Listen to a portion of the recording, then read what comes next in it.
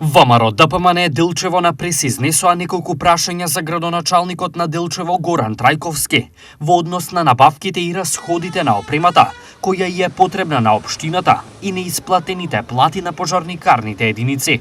Делчевчани конечно можат да се потсетат кој уште малку ќе им крои локалната политика овде во Делчево.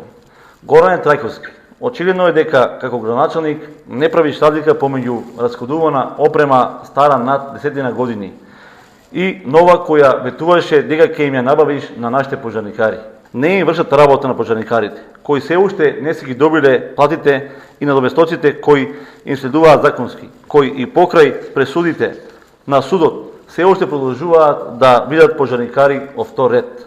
Делчевски пожарникари кои како солидарен фонд треба секојдневно да импровизираат за да комплетираат функционална опрема, без никакви гаранции за нејзина стандартизација со опасност по нивните животи.